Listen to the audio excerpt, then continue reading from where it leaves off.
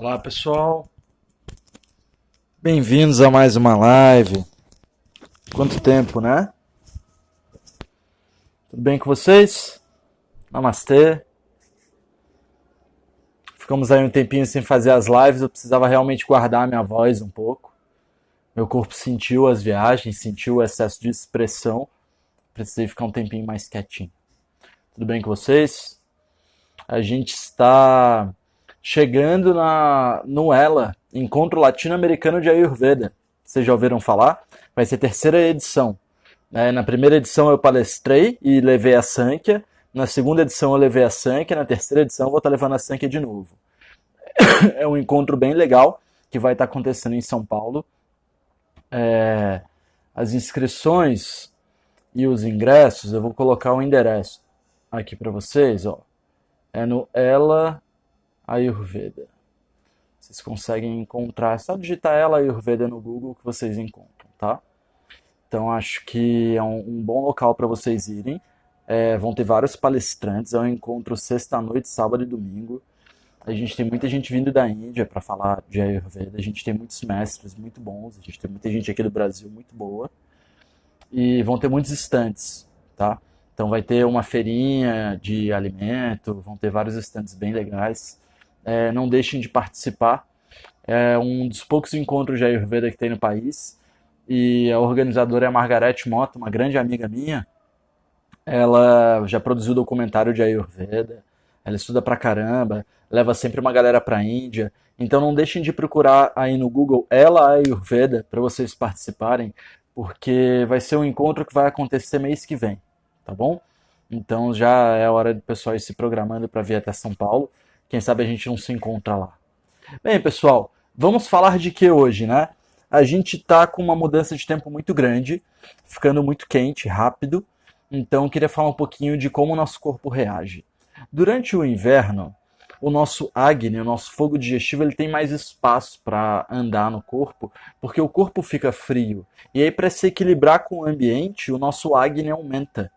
Então, o que acontece é que muitas vezes a gente come mais no inverno, a gente acumula mais tecido, a gente fica mais tempo em casa por estar frio. Quando vem o verão, quando vem o calor, no caso, ainda nem é verão, já está bem quente na maioria do país, a gente começa a ter um Agni quente, que já vinha do inverno rigoroso, só que aí o tempo esquenta muito rápido, e aí esse Agni e esse tempo, os dois geram uma inflamação. Então é um período de muitas pessoas terem inflamações. Eu tive a minha inflamação na garganta, que é o meu campo que eu mais uso, meu campo expressivo. Mas as pessoas estão tendo problemas musculares, problemas digestivos, problemas de azia, problemas de intestino solto. São muitas coisas ligadas ao excesso do dosha de Pitta, o excesso de Agni. E não é porque você é Vata ou é Kapha que você não vai ter esse problema. Esse problema dessa inversão de tempo rápida, fazer com que o Agni sinta ou para mais ou para menos é muito comum. Então, quando a gente está no fim do verão e pega um frio muito grande também, o Agni abaixa muito. O que aconteceu nesse momento é que o Agni da maioria das pessoas deu uma estourada e isso gera um campo de inflamações. Então, dentro disso, a gente precisa ver o seguinte: como a gente vai agir? Se você percebe que você está com sensação de peso, de letargia, observa a sua língua pela manhã e vê se ela está com uma capa branca. Isso vai basicamente mostrar que você está com mais matéria do que você consegue digerir. Então você precisa diminuir a ingestão de matéria e aumentar a ingestão de coisas que melhoram a digestão. Chá de gengibre, chá de erva doce, água morna pela manhã, ir mais ao banheiro.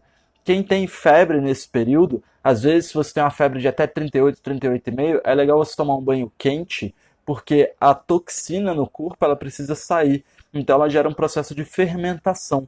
E aí essa fermentação gera febre. Se você toma um banho quente quando você está com febre, não com a febre de 39, tá? Não é uma febre muito alta, delirante, não.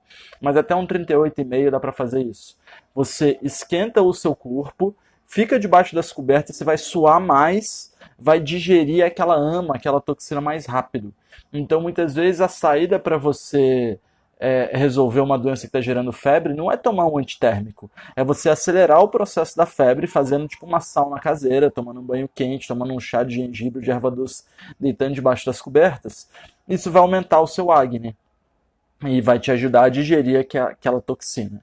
Existem 3 vias de fácil saída das toxinas: fezes, urina e suor, que são as vias naturais de excreção, chamadas 3 vias de dejeto pelo Ayurveda. O que acontece é que quando não é suficiente fezes, urina e suor, e você começa a produzir toxina mais nos seus tecidos, então é mais difícil você eliminar a toxina que está no tecido do que eliminar a toxina que está no trato digestivo. A toxina que está no trato digestivo você elimina com água morna, mas se você ficou muitos meses comendo porcaria, você acumulou toxina nos tecidos. E aí a melhor forma de você tirar essa toxina dos tecidos é fazendo jejum, é inibindo a sua dieta, é comendo menos coisa. E aí é mais difícil de você acessar os tecidos. Por isso que gera um adoecimento. Por isso não é mais uma coisa, ah não, vou ao banheiro muitas vezes, ou tô suando melado. Já é uma coisa assim, pô, meu pulmão tá gerando fleuma, tá gerando muco. Eu tô com o nariz cheio de muco, tô com a garganta inflamada.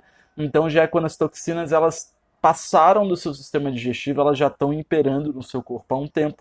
Em algum momento aquele processo que eu já falei para vocês, de adoecimento que começa com acúmulo, você acumula um tipo de toxina, agrava aquele tipo de toxina. Aquela toxina circula pelo seu corpo, transborda e circula, ela precisa se alojar em algum órgão que seja enfraquecido. No caso, a minha garganta estava enfraquecida.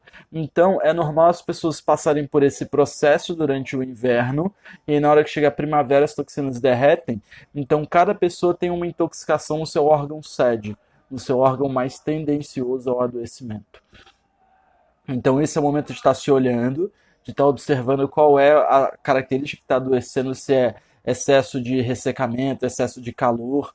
Eu tive uma pessoa que comentou aqui em cima, a Rose, e o labirinto também sente.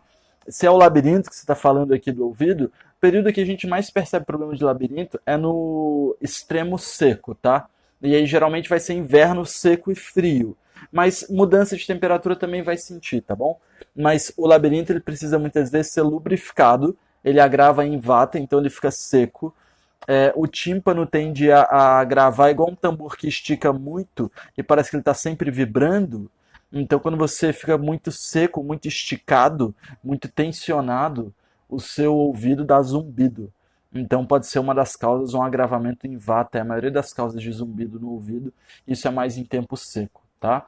Então, pessoal, a gente precisa prestar atenção em como está o nosso Agni, qual o tipo de adoecimento que acontece em cada período, e agir de acordo. Se é um adoecimento de excesso de tecido, você vai comer menos, vai ingerir especiaria. Se é um adoecimento de inflamação, você pode fazer coisas antipita. Você pode ingerir ervas mais amargas e adstringentes, de preferência em formas de chá, porque quando a gente adoece, geralmente a gente adoece no plasma, e o plasma está circulando pelo corpo. A melhor forma de você purificar o plasma é ingerindo chá. A melhor forma de você diminuir a quantidade de plasma é fazendo jejum.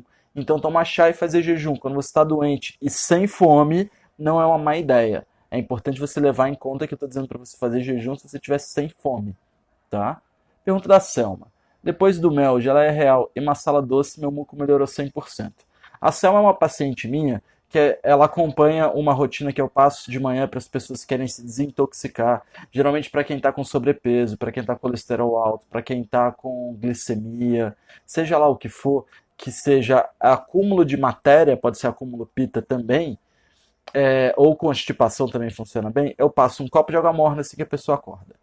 Esse copo de água morna vai ajudar a pessoa a digerir as toxinas do trato digestivo. Aí em seguida eu passo uma colher de mel com geleia real e uma pitada de especiarias. Isso melhora a produção enzimática. Então isso vai melhorar o seu acne de uma forma geral no corpo, tá? E aí depois eu passo um suco matinal, geralmente amornado, que a gente tem no YouTube, chama suco matinal Ayurveda, no YouTube da Sankhya. Então, você tem esse conjunto, de manhã você limpa com um copo de água morna, você ativa a sua nutrição com a colher de mel com especiarias e você nutre, propriamente dito, com o suco matinal. Limpa, ativa e nutre. É água morna, geleia real com mel e especiarias e um suco matinal.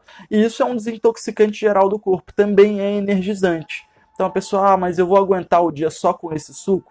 Pô, se você fizer o suco bem feito, com tâmara, com semente, você com certeza aguenta até o almoço. E aguenta com o nutriente purificante do corpo. Um conceito muito importante para o Ayurveda é que todos os elementos, eu falei disso na live de ontem à noite. Quem não se inscreveu na live, você ainda consegue assistir ela pelo YouTube ou pelo link que está no meu perfil, tá? Vocês conseguem perceber o seguinte, que um conceito importante no Ayurveda é que as coisas são anabólicas, elas crescem tecido, ou elas são catabólicas, elas diminuem a produção de tecido. Então, se você está mais pesado, você não pode ingerir coisas anabólicas. E se você está muito leve, você não pode ficar ingerindo especiarias. Então, você está pesado, você não vai comer raiz. Você está leve, você não vai ficar tomando muito, comendo especiaria. Porque raiz engorda e porque especiaria emagrece. Agora, o que acontece é que existem os elementos que estabilizam o dosha. Então, tem aquele momento em que você está ficando com a dieta ideal, aí ao invés de você pensar em qual chá você vai tomar, você toma só um copo de água morna. Ao invés de você pensar em qual é a dieta adequada para o seu dosha, você come o que você está acostumado a comer durante a sua vida. Come lá arroz, feijão, umas batatas fritas ou não, um pouquinho de salada, talvez uns cogumelos, que o Ayurveda não indica muito, mas tem bastante proteína para quem se preocupa com isso. Então é importante a gente perceber que existe o elemento antídoto, existe o elemento que agrava o dosha e existe o elemento que estabiliza. Você só usa antídoto enquanto seu dosha está mal. Na hora que você vai equilibrando, você tem que parar de usar antídoto, porque a diferença entre remédio e veneno é a dose. Então, quanto mais antídoto você usa, mais distante você está de encontrar o equilíbrio. Talvez você esteja usando antídoto para chegar no caminho do meio. Mas se você chegar no caminho do meio e não parar com o antídoto, aí você vai agravar em um outro setor do corpo. Como eu encontro muita gente, por exemplo, no sul, que o camarada consome carne e toma chimarrão. Então a carne é gordurosa e pesada, o chimarrão é amargo e digere pesado e gorduroso. E aí o que a pessoa vai fazendo é que ela vai virando vegetariana e vai cortando a carne. E o chimarrão era o antídoto da carne. Então ele não consome mais uma coisa pesada, gordurosa e densa. Aí ele começa a comer o quê? Começa a comer brócolis, que não tem nada a ver com carne, para substituir teoricamente, e tomar chimarrão. Brócolis é seco e leve, chimarrão é seco e leve. As pessoas começam a secar por excesso de antídoto, de certa forma. Então, a gente tem sempre que se observar.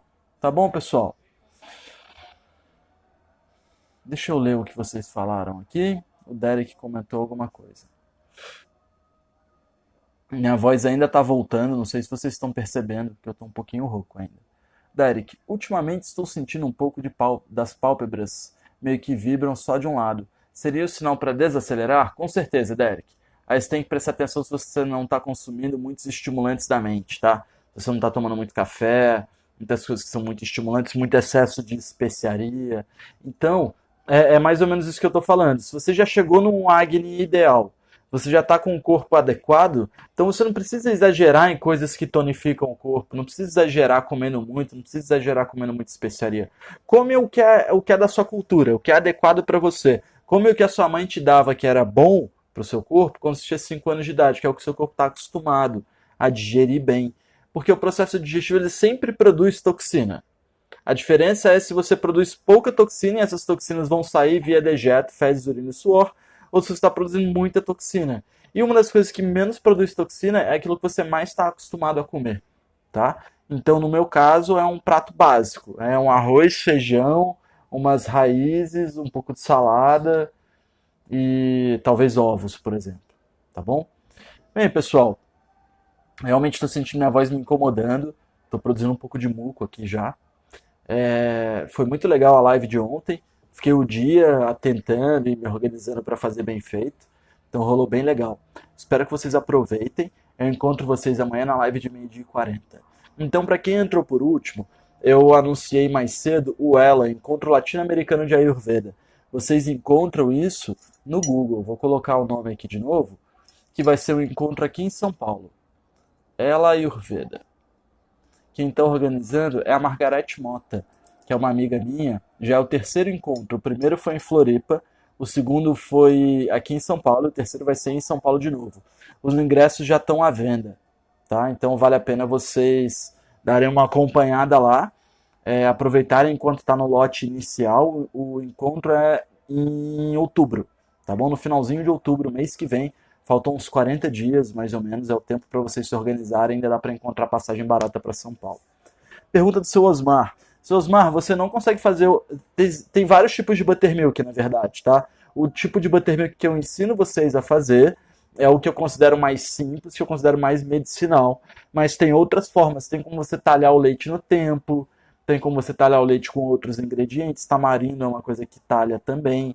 Mas eu gosto do limão, tá? Então eu te indico a fazer com limão mesmo, que seria o mais adequado. Você vai ter a maior separação de queijo e buttermilk por ele, tá bom? Bem, pessoal, obrigado pela presença de vocês. A gente se encontra amanhã, meio-dia e 40, tá bom? Quem gostou da live, dá uma comentada, posta no stories de vocês que eu vou replicar aqui no meu. Namastê, até amanhã.